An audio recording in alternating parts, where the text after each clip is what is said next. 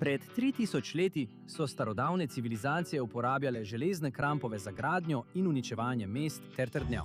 Danes arheologi, ki delajo globoko v osrčju doline Elah, uporabljajo popolnoma enake železne krampove, vendar ne za uničenje mesta, temveč da ga najdejo. Zadnjih 16 let odprava Lot in Loten Šlager izkopava na Tel Azekahu v osrednjem Izraelu in skuša odkriti eno izmed starodavnih utrdb Judovega kraljestva. Mislim, da je skrivnost Tel Azekaha v njegovi lokaciji.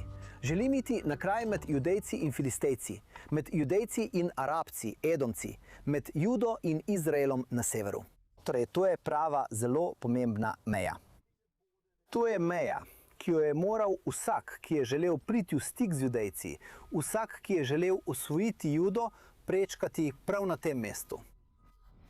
Odet Lipšic je profesor judovske zgodovine v bibličnem obdobju in dekan filozofske fakultete na Univerzi v Tel Avivu.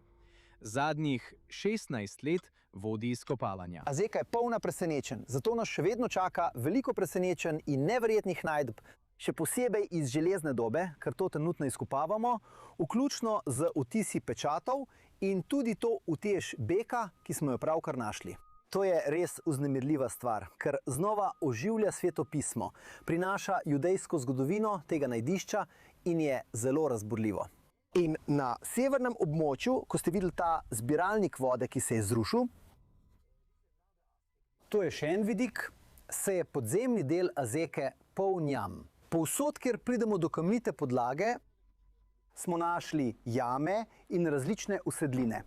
In ena od stvari, ki jih želimo preveriti v prihodnjih letih, je ves ta podzemni svet.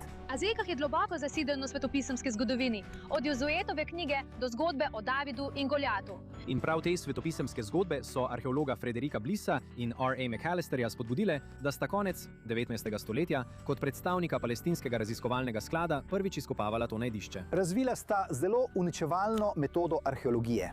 Na ta način sta popolnoma uničila najdišče. Maresa je bila uničena, Gezer je bil uničen.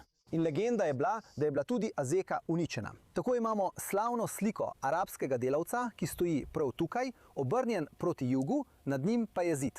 Ker pa so izkopavali samo za notranje strani najdišča, tega sploh niso vedeli.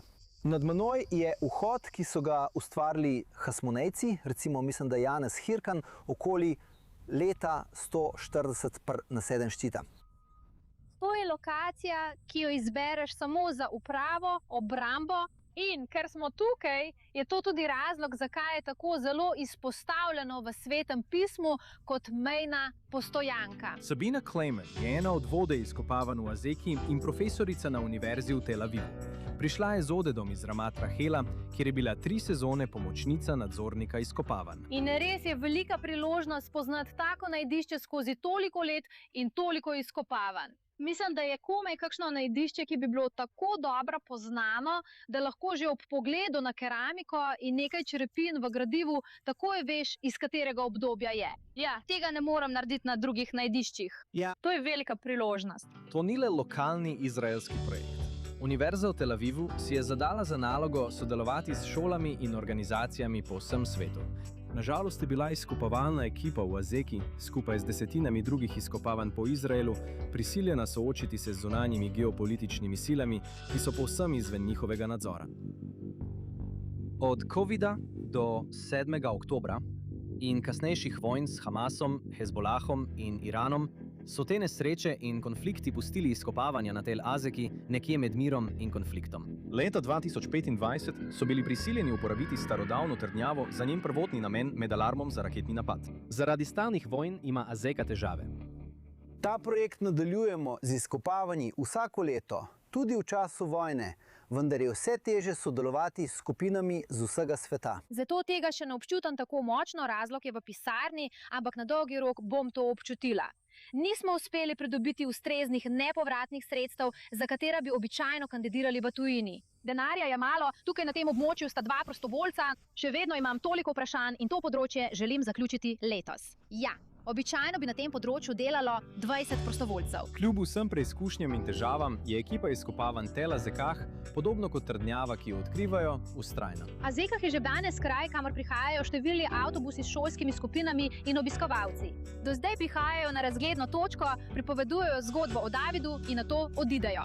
Rada bi, da bi ti avtobusi nekega dne prihajali tja in da bi tam bil majhen kiosk, kjer bi si lahko kupili kaj za piti. In moje sanje so, da bi čez približno 4 leta ljudje lahko prišli na Telazekah.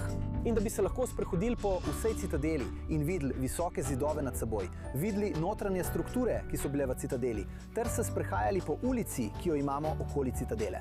In to bo eden izmed biserov arheoloških najdišč v Izraelu.